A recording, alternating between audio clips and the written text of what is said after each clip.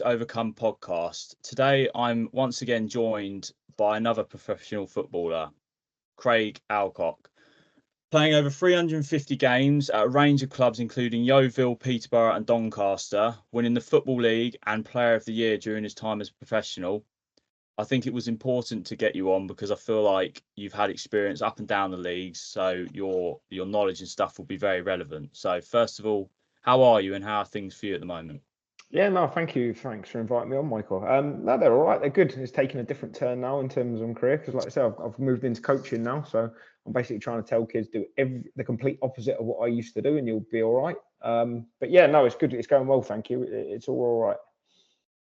Good, yeah. First of all, then we'll reflect on your career. Obviously, you've had some good spells at clubs, and you've come from non-league as well. So, what was that like, sort of going into professional? Because that's quite an achievement. Yeah, I was quite late into football, really. I didn't sign for Yeovil until I was like 19. I think when Yeovil were in League One, we used to just train every sort of once a week on a Thursday on the Astro next to the ground, which used to be just pure sand, which is now obviously a lot better than what it used to be. And then I was fortunate enough that Gary Johnson invited me in at the time just to train every now and again with the first team, which meant Mum had to be really nice with school and let me miss the odd day here and there so I could go in and do that. And then I was fortunate, like I say, Russell Slade then come in that following season, which I think was 2006, I think it was, when he took over, and I was fortunate enough to get a pro contract. So yeah, that was sort of how it was, considering I was playing just locally for Westlands on a Saturday and a Sunday, just messing about really with all my friends. I suppose the AstroTurfs now is better on the knees, definitely, if you're not playing on the sand. Yeah, I was going to say that's definitely a little bit better now. You used to get a few cuts and grazes from that. That was not ideal. Yeah, I'm sure a few scars as well. What was that? What was that like? How do you reflect on your time at Yeovil? Obviously, you were there quite some time. So, what's your opinions on it? I thought personally for me it was brilliant. It was an experience to go into, like you say, that first team environment, first team football. In a way, it probably all happened so quick that I didn't really have that long to think about it. To be fair, I didn't really know the full extent of what I was going into because I'd never been in an academy. I'd never been really sort of around that side of it, so I didn't really know probably fully what I was getting into because I'd done all my like GCSEs, done A levels and all that, and my sort of path was going to be to join the Marines, really, before I ended up sort of stumbling into football.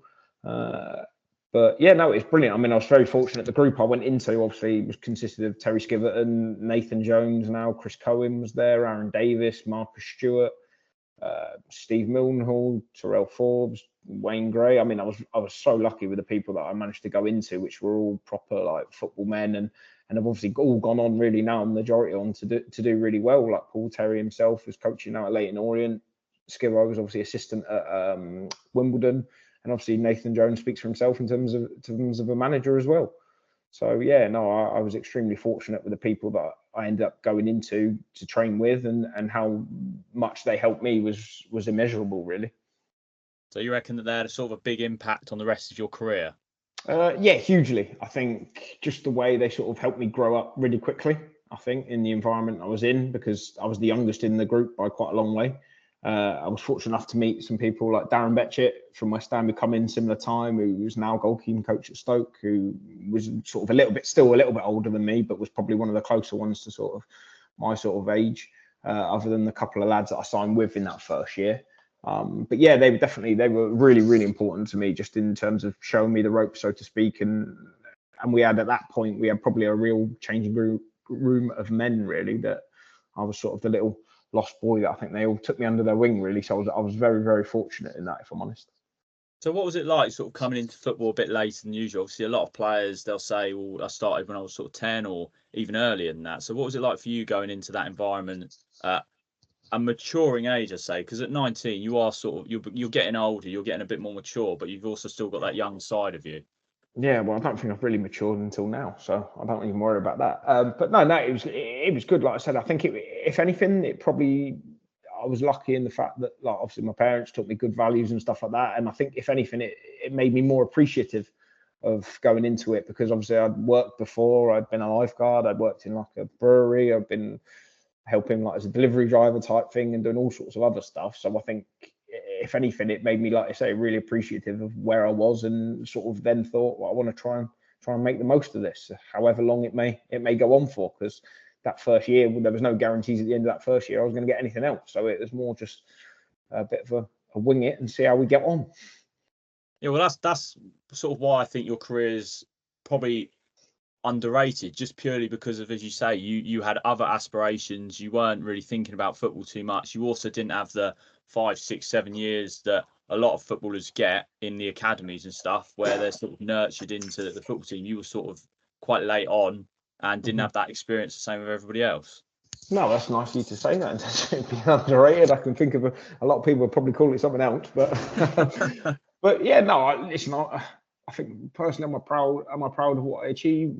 Yeah, to a degree. I think I could have potentially done more, but look, everyone can easily sit that and say that. But I think the one thing I will always take out of it is the fact I think I met some very, very good people who I would call friends now, not just acquaintances, that I've met throughout my journey and time in football, who I'm very fortunate enough I still keep in contact with now, because a lot of them I look up to and can only wish to emulate some of them now in their coaching career. And if I can get halfway near and doing what they've done and proceeded to do since, then I'll be very happy. Yeah, I mean, you say you look back because you achieved more and stuff, but if you think, like, you won the Football League trophy and Player of the Year, so those are two achievements that a lot of footballers won't achieve in their entire careers. So you've got to look back and be positive on that, sure.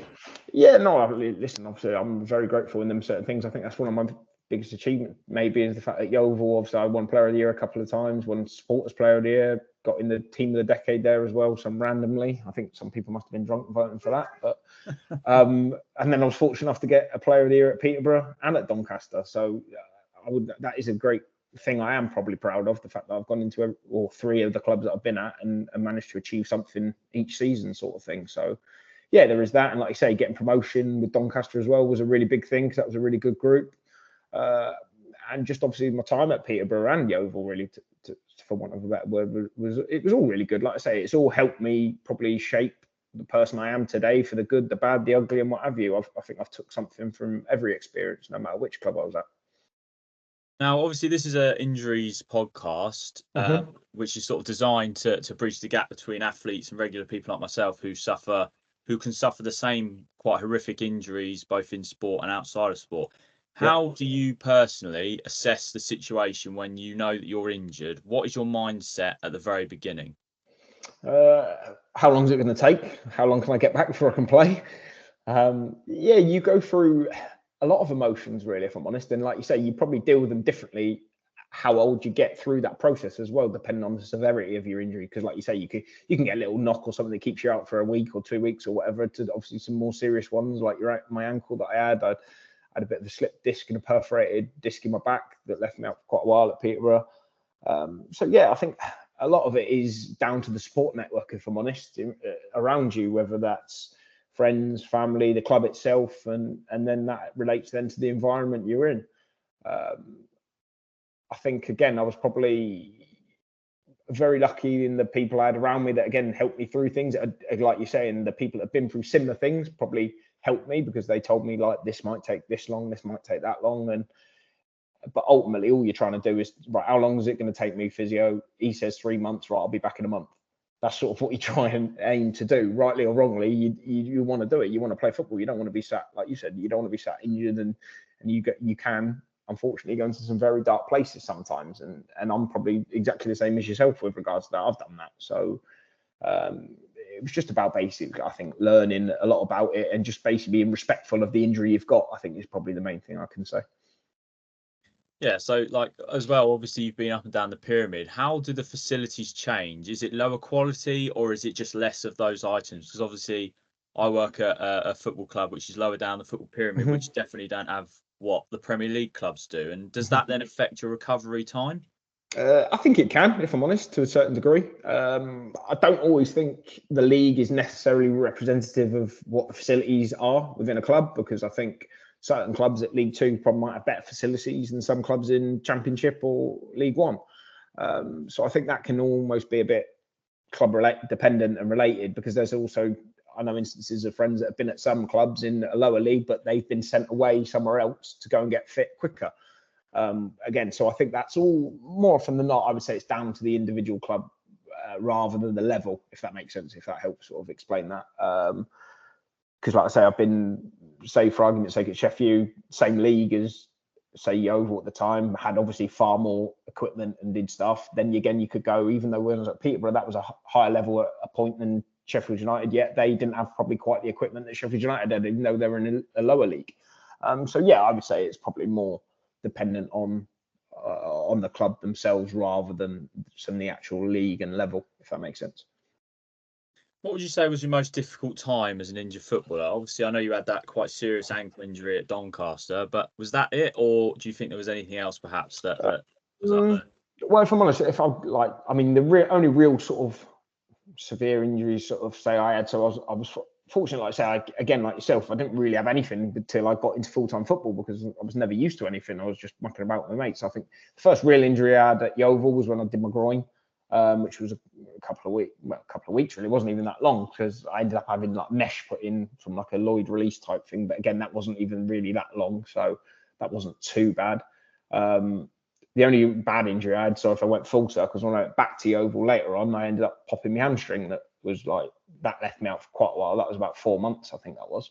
4 and a bit, 5 months. So that was a long one. And then at Peterborough, like I said, the worst one I had at Peterborough was my back, which I did literally come in. So I had my first season at Peterborough, went really well, probably a lot better than I even expected. And then when I come back that pre-season, I thought, right, I'm going to like really kick on again now. And then randomly, just in the gym, after one of the pre-season sessions, on one of my last sets in the gym, doing a deadlift, I literally just lifted the weight, and my back just completely went. And that kept me out, it kept me out for only about, I think it was about 6 months initially, but it probably took me the best part of a year and a bit probably to get over it properly. And I mean, even to this day, I still get issues with it every now and again. So I've probably never fully recovered from that, if I'm honest, which has been a bit of probably like you say, in terms of a difficult thing to deal with. And then obviously that was at Peterborough, and then at Donny, my serious one was my ankle, which was done by, unfortunately, my good friend at the time from Peterborough, Dwight Gale, which did for me. And it came when I had to have completely ruptured my whole ankle and had to have like a guide rope put in it now, which is still in it, and means now every time I walk up the stairs, it clicks. There's a nice little reminder to know that there's something still not quite right with it. But yeah, no, I think, like you say, in terms of the severities, and that's kept me out for obviously varying periods of time. But I think the older I got and through the various situations I was in at the time, I found different ways to sort of try and navigate and mentally try and cope with it. But yeah, don't get me wrong, I'm not here going to sit here and say it was all easy, because it's not. Because like you said, the one thing you want to do is play football, when that's the one thing that's taken away from you.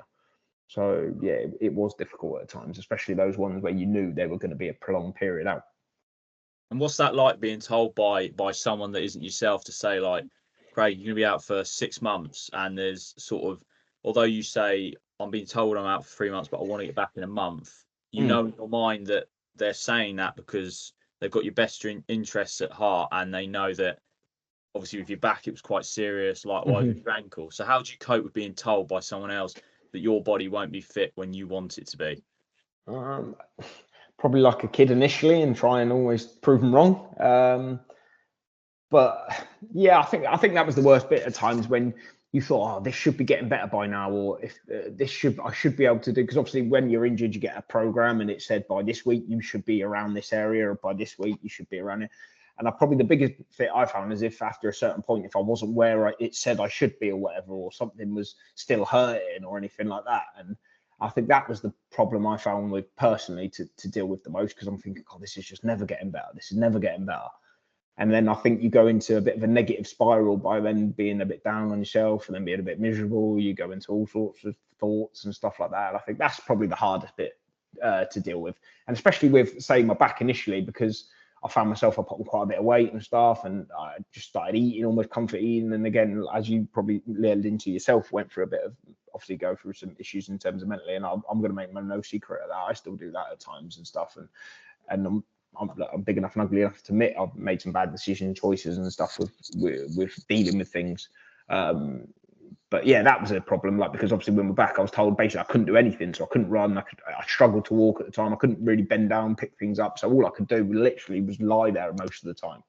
So I couldn't literally train for it. I think it was about a month of I couldn't even like train. I couldn't even run. I couldn't walk. I could barely do much really. And I did, like I said, I really did struggle with that, and like, I ended up putting on like about 5 kilos of flipping. So I looked flipping horrific as well, which wasn't even worse for your mental state.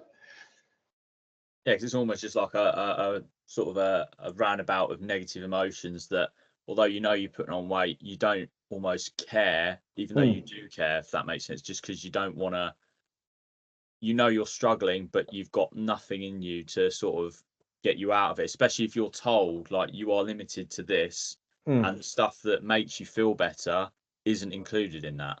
No, exactly. And it was basically like having a free pass for a month to a certain degree, because you were like, well, I can't do anything. So what else can I do? I think it was a situation where, like I said, there's only so much probably box sets you can watch or so much TV or anything like that. So it was, yeah. And probably what didn't help me the most is I was living on my own then as well. So it wasn't like I had anyone around me to sort of tell me, liven up, get out of it or whatever. And even if they did, it would only be on the phone. So it wasn't like anyone was physically with me to just slap me into shape sort of thing.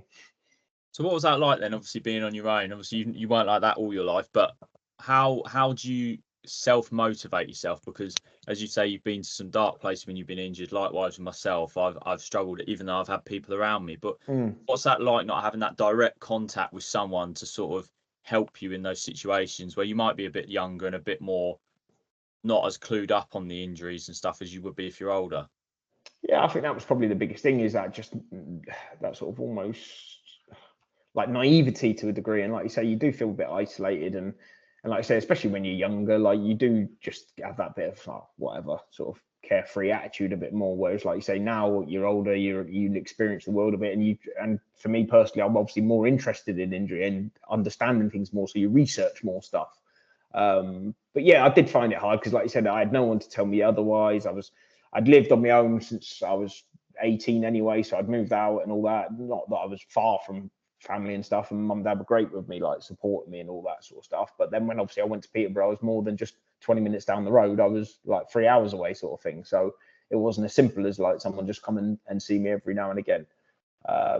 So yeah, I think that was, I mean, in terms of living on my own, I was fine. It was just like you said, when it got to that situation of having no one really to tell me to snap out of anything, I think that was the bit I probably found the hardest to deal with, especially my dad being like a Navy person at the time as well, was in the Navy, so he was quite strict, regimented on certain things. And again, because he wasn't there physically in person, as much as he would tell me on the phone or whatever, you would sort of go, yeah, all right, cheers, yeah, and then put the phone down, and then rightly or wrongly, you could sort of almost go about it your own way, sort of thing. But yeah, I mean, like I said, if anything, it's probably been a blessing in disguise now, because hopefully you can, as you can say, you can educate people now that might find themselves in that position now. And again, with me now coaching, you try and help those younger ones to just learn from your experiences, all where you went wrong, and try and guide them as best as they can. But you also got to be understanding and respectful of the fact that sometimes they might not want to listen either, and it's not nothing personal. It's just they're kids, and we've been there in that situation as well. Yeah, so do you almost accept, you take it as not a positive, but as a constructive thing of you in the position you are now, telling a young kid when he's injured or suffering and stuff, but allowing him to have that negative expression towards you because you know that they're struggling for whatever reason? Yeah, I think you're right, and again, that's the great thing of hindsight, in it. You can always look back and think, oh, I should have done this, should have done that. But again, if you don't go through them experiences, you're never going to learn. You're never going to develop. So yeah, it is important that I think you do allow them time to be sad, miserable, and find their own emotions, because it's important that they find ways and coping mechanisms themselves. And you're very fortunate now in today's society that mental health, like you talk about, is a lot more supportive, and it's a lot more prevalent, and there are far more awareness around it. Whereas back in our day, to a certain degree, we're playing, it was like, just get on with it, what's wrong with you? So I think that's important for people now, and young kids. And like I say, I think it's just important to sort of let them know you care and be empathetic towards them, but also just allow them to be them. Because like I say, you're not going to be around them 24/7, 365 days a week. So you've got to let them find their own way a little bit and have their own journey, but just try and guide them as best as you can. Yeah, it's definitely something that you can sort of take away from your own experiences and help other players. What was sort of your mentality, or what got you out of the rut? Because you say you suffered in that, but what was the sort of trigger point? Was it a person? Was it something you were told? What was it that got you out of a hole that then you started to push on?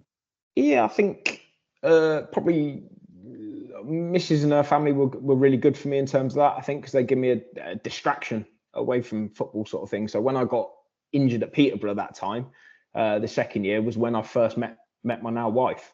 So it sort of took my mind off of football as such. Didn't necessarily make me a better footballer or anything like that, but it helped me more from a mental side of things that I had someone else with me and to almost hold me accountable. So that helps in terms of that. But I think from a personal point of view that got me back into football, I think I was very grateful for the support I had from Darren Ferguson at the time.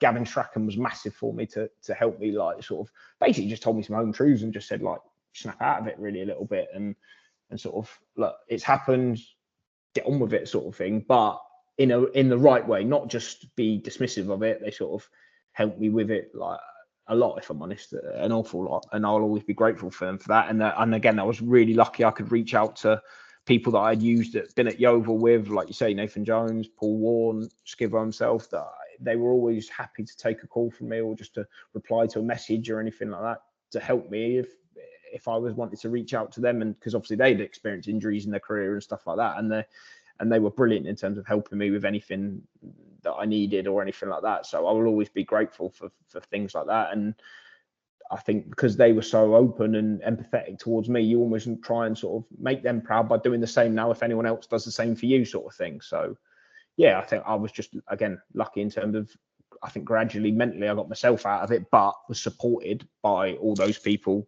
along the way, really. Yeah, so although you say you've got people that you can think of that helped you throughout your career mentally and stuff, do you feel like the player care side of things has definitely improved? I mean, what was it like when you were first coming through? Was there much of it, or because it's sort of a bit of a grey area in terms of they talk about mental health and stuff a lot now, but rewind 10 years ago or even less, that wasn't really a thing that was spoken about. No, I think, well, the biggest thing that, and the probably biggest positive maybe around that now is the fact that clubs, you've got player care officers and stuff like that. And obviously at Luton now we've got a player care and they're full time. And to be fair, they do like a brilliant job. Like we've got a lad called Wayne Poulton that does ours and he's fantastic, to be fair, really, really good. So I think the boys nowadays coming through are very well supported in that area. Don't get me wrong, I think it still can be better at times, or there still needs to be more understanding, more awareness, because everyone's different. Everyone deals with things differently, and everyone responds to things differently. But yeah, back in our day, sort of thing, so to speak. God, you sound like a right dinosaur saying this, don't you? Back in our day, and it wasn't even that long. But yeah, I don't think it was as maybe viewed as such an important thing. But then that's a testament to how football's evolved and how this is now sort of, again, been brought to the sort of forefront of today's game, really. And do you sort of take that into your own work? So I know you say you're a coach in that. Do you sort of see yourself as someone that if players need to talk or if a player's injured, you can sort of be that or one of those people to sort of come over and see how they're doing? Yeah, I think that's all encompassing in the role of a coach now. I think you coach them, yes, as footballers, but I think you coach them as people as well now. And I think it's really important that I think if they're willing to open up to you, I think it's only right you listen to them, really. First and foremost, listen to understand everything or as much as you can about the person. And then you can probably then, like you said, relate and compare and contrast your own different difficulties, and everything like that you've gone through to then try and guide and just help them as best as possible. Just make them aware of basically that they're not alone in it, if that makes sense. And it's okay to feel like they may feel or whatever, because I guarantee 9 times out of 10 there's at least someone else that's been through it or going through it at the same time. Yeah, I mean, I've spoke to a number of footballers through this podcast already, and a lot of them talk about how when they're injured, they feel like they're an unneeded tool in a toolbox where the manager, as much as he can support them and talk to them and stuff, at the end of the day, you're not going to help him on the pitch. So you've almost got to be pushed to the side. Do you feel the same? And if you do, how did you cope with that? Seeing someone else playing instead of you in your position through no fault of your own. You could go back to your Doncaster injury where another player done it to you. How do you sort of cope with that? Yeah, I mean, you could almost go back to the old adage, out of sight, out of mind. because you are, and it is horrible feeling like, because you are literally helpless. You can't affect things on the pitch anyway, really. You do feel like a spare part, because realistically, to a football club, you're a commodity. That's all you are. Let's make no bare bones about it. You're basically only worth to them where you can do what they want you to do. So it is a little bit like that.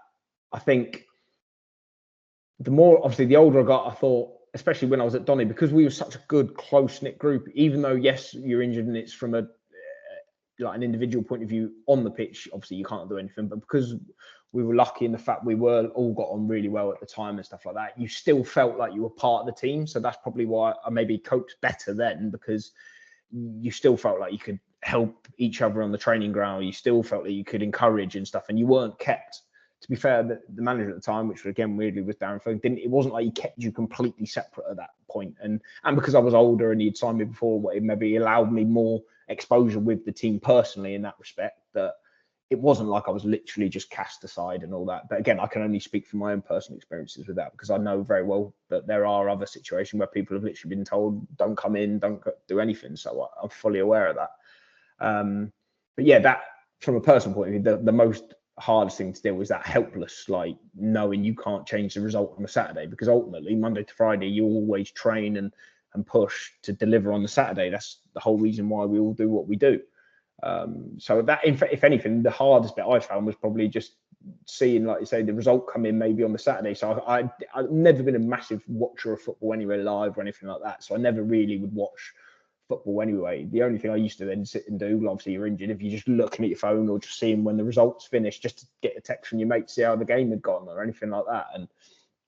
And yeah, obviously, look, I'd be wrong to say that the person in your position, if he played well that game, you'd be a bit like when's my opportunity going to come potentially? But you almost got to try and put, like you say, ego aside. As hard as it is, you're trying to do it for the well of the team and stuff like that ultimately. But that's a bit more toe the line sort of answer. Whereas, because of course, deep down individually, you are like a bit gutted. You are. There's no secret about that. Yeah, but I suppose what I've certainly learned from the footballers that I've spoken to is that you almost have to be a bit selfish. See, for me, I was feeling bad for looking at other people doing well and all this stuff, but then I thought, or I was told that you can also see it from a different point of view, where yes, you can let that bit of he had a good game, or he done this, or she done that, or whatever, and be like, okay, I'm a little bit so envious of that's probably the best word to describe, because obviously you want to be doing what they're doing, but you can't. Yeah, I think you're only human. We're all human. Little things like that do come into play and stuff. Like maybe from a personal point of view, again, because I'm quite late to football, and don't get me wrong, I'm not trying to underplay that I didn't love football. I loved football. I loved playing football and stuff like that. But because I was always, maybe it wasn't my sole focus on what I wanted to do initially as a kid or whatever. And even when I played football, I was always thinking about what am I going to do next, sort of thing, after football. So even though I was injured, and obviously seeing the side of the game and that side of it, which was obviously, like you say, depressed not playing and seeing that and seeing the team do well, I was always trying to think at the time of, what will I be doing after football? Does this allow me to sort of prepare myself for after a little bit and stuff? So in a way, I did probably use it to then, but I only learned that as I got older, don't get me wrong. So when I was obviously at Donny, I knew I was that bit older anyway, and I was already then thinking about the other side of the game and stuff like that. So, and I think actually, if I'm honest, I think my experience at Sheffield United probably made me look even more so at the behind the scenes stuff within football and stuff like that. So I think that sort of helped me think about what I would do after football anyway, if that makes sense. So yes, don't get me wrong, I was still annoyed that I wasn't playing and was part of the team and all that. But I was then, that's probably what triggered my mind more so, where I'm not checked out of playing as such, but I was always then maybe in the back of my mind conscious of what am I going to do after football, because with all the due respect, playing at the levels I was playing at, I was never going to earn enough to just retire and not do anything, if that makes sense. So I knew I was always going to have to think the other side. And I think that was where I was very lucky again with my parents. Were always very pushing of making sure I got my education side of it sorted first, and always had a plan, if that makes sense. Yeah, I think that's wise words. I think what for me, it was certainly when I was, especially the first few months, I think the thing that I struggled with the most was silly little things like when I was getting into bed, I'd have to sit on the edge of the bed, lift my leg up and drag it round. That for me was, I'll say that for the rest of my life, that was the hardest bit of everything, because if if you sit there now and then obviously try and get into bed, you don't even think, you just swing your legs in. But for me, that was joking about it now, but at the time it was like almost reduced to tears because you had this dead weight of putting that onto the bed. What would you say, if anything, anything like that where it was so small, but to you at the time it was massive? So, for example, you couldn't bend down. Was that maybe the hardest thing, where you little things like that? Yeah, I can relate to that. I can relate to that a lot. I think even just little things, like I said, exactly what you've said there. So when I did my back at Peterborough, I couldn't even bend down to put socks on. I couldn't, like, getting out of bed. I struggled. I had to literally roll like a commando roll and almost roll myself off the bed to like get out.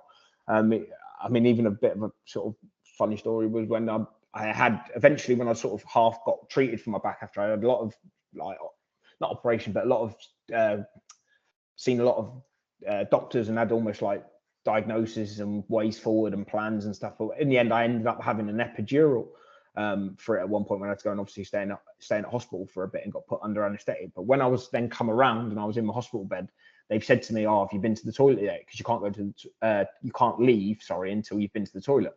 So I was like, "Oh no, I haven't." So anyway, thought I could, exactly what you said. Thought, "Oh, I can just swing my legs around and go to the toilet and I'll be right." Forgetting I've had this complete epidural, my whole lower body's numb. So I've gone, swung my legs out of bed, gone to stand, and just completely fell over and like smashed my face on the floor, nearly, sort of thing. So it was again like that. And then just the basic thing of trying to just get out and stand up at that point, I couldn't even do, because I had no feeling in my lower body, sort of thing. But yeah, things like that. And I remember when I'd done my ankle, literally the first day I got home, I was getting used to the crutches and was trying to like get myself out of the car to then get up the step into my house. As I've gone to step up with my crutch, one of my crutches just slipped and I went to put my foot down, forgetting I can't really do it. And the pain, and I couldn't put my normal foot down on the floor. So just little stupid things like that. But yeah, like you say, just the probably the biggest thing has been, like we say, when I felt my back or anything like that. And I've even done it since. I mean, a couple of months ago, I did it just before Christmas. Literally all I was doing was picking up some combs after a session, and literally felt my back go into a spasm thing again, which I still get. And literally for 2 weeks, I couldn't run, I couldn't bend down properly, couldn't put the socks on properly again. So I still suffer with that sort of stuff today. But you're right, little things like that. Like the hardest thing now for me with that, now I'm older, is the fact at that point I couldn't even hold my daughter, like I couldn't pick her up. So that was like quite sort of degrading almost. I felt like inadequate even then as a husband and a parent, sort of thing. So that was sort of hard. But yeah, I don't know if that helps answer that question a little bit, or that just makes me sound like I'm a bit of a weirdo. No, that's genuinely probably like the perfect answer. I think feeling inadequate or feeling not, I certainly felt worthless when I first few months where I could literally do nothing. So I can completely relate to that. And obviously, if you've got a daughter, I obviously don't have any kids, but I can imagine that that's your pride and joy. So to not be able to interact like you want to is probably really hard. How do you push yourself through that? Because obviously at the time you may not show it, but inside you're thinking like, oh, it's pathetic almost that you can't do what you want to do. So how do you sort of push through it? Yeah, I think again that's probably the great thing now, being older or whatever. I knew it would get better. It was just a case of how long, sort of thing, and I would just try and do. I mean, I'd make sure I got up before the missus and kid early in the morning to make sure I did some exercise or whatever that I could to help me be a little bit freer and easier for the day. And obviously, like you said, I was fortunate. I'd speak to the physios at Luton now, even though obviously I'm not a player anymore, but you'd still try and ask them for a little bit of advice or guidance about. And obviously now you've got the brilliant tool that is Google Doctor, which literally you can just Google anything. It sort of tries to help you a little bit. So yeah, it was just a bit of self-maintenance and stuff like that. But again, I knew mentally I was in a better place than what I was when I was younger with it, because I knew I had it. As much as I would have a goal to get back quick because I wanted to play football again, now I've got a different goal in that I want to be better because I want to be able to play with my daughter. I want to be able to do all the normal things that you take for granted, really, like you've just said about putting socks on, or just any little things like that. So I had a different probably motivation that probably helped me stay more positive maybe than what I would have been if I was on my own. Because like I said, I knew I had to have almost a brave face on it, because like I said, I don't want my missus and my kid to think I'm being miserable or anything like that. So sort of one final question then. What would you say is your advice to people who, professional and not professional, who have got themselves injured, whether it's themselves or whether it's just a fluke or another player has done it to them? What's your advice or pieces of advice of getting through that? I know we spoke about allowing yourself to have that depressed period, but not to let it go past a certain point. But Mm. what would you say your few bits of advice is to pushing forward and seeing there's an end to what at the time you don't see? I think the biggest word I can probably say is respect the injury. Just respect the fact it is going to take time.